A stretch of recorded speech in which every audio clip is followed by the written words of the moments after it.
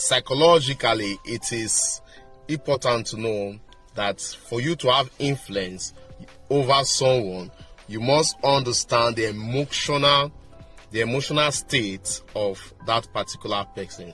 Now, as parents, how do you have influence? How do you develop influence over your kids?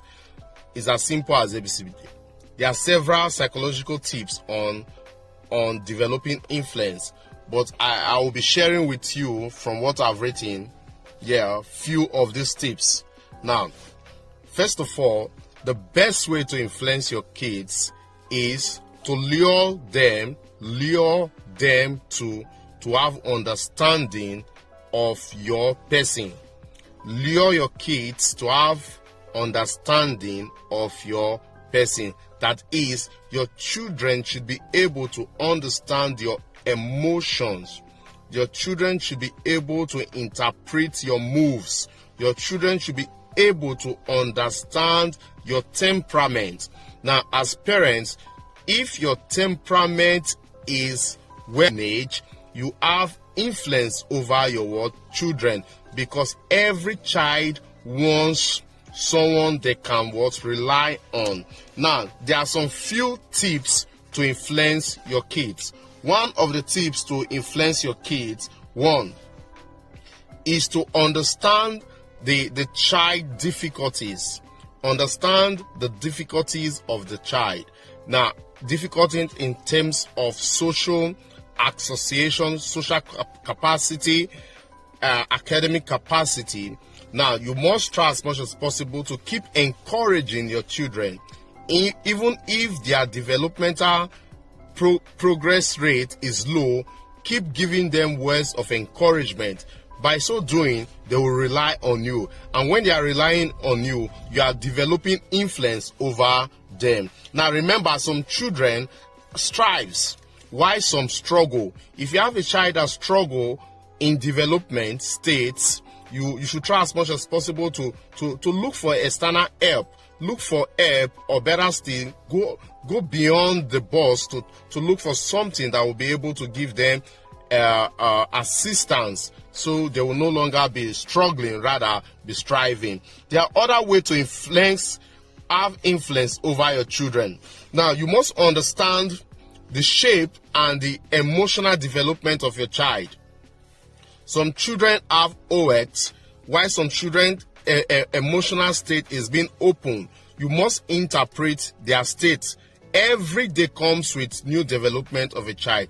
Try and understand the emotional state of the child. You should not, as parent, to override or overimpose your will over the emotional will of the children. Quickly, you must establish a well-being foundation. A well-being foundation. Now, what is a well-being foundation? Your ability to manage your comportment, it will develop on your children. So try as much as possible to teach them to understand social values and norm. And while teaching them this, they will grow up depending, when they start saying some certain things you've given to them, they will grow up by appreciating your input in them, like input in terms of developing self-esteem, self-reliance. Teach them to learn to regulate their emotion. Teach them to also learn to say no sometimes. Teach them to say yes. Giving them these social and cultural principles will help them to rely on you. Also teach them the value. If your kid sees you studying, they will study. If your kids see you as a fighter, they will fight. So when the kids sees their parents as parents who love to do things that are just and right, automatically your children will be righteous. Now, another important way to exercise influence over your children is to prioritize connection over their perfection. Now, you should try as much as possible. Children don't need perfect parents. You don't have to be perfect to train a child. What you need is to understand the child. Okay, children don't have to see you as my daddy is a perfect person. No, but all of you should be able to understand your emotion. Emotion is very important in having influence. Now, you have to build a home, an environment that feels safe and protective for the child. Your children should be able to communicate with you. There are some certain things that they need to communicate. They should be able to communicate with you. You have to learn to encourage your children and build high level of emotional resilience, emotional intelligence. All these aspects can help you to have influence over the child. Now, lastly, your children should feel secure and confident and ready for life.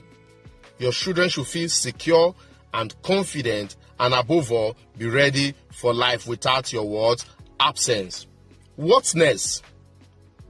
When you are able to put this positive attribute in your child, even in your absence, they should be able to grow as well-disciplined children. I encourage you to learn to teach your children to tell people thank you. I encourage you to teach your female child not to cry. Tell them women don't cry. I encourage you also to try as much as possible to build proactive and productivity sense in the life of your children. There should be self-reliance. Every child in this present generation in 2025 should be able to think out of the box. Encourage your children to play games. Encourage them to play chess. Encourage them to play intelligent games that will develop their brain. Also, one of the major form of developing or having influence over your child is giving them gifts.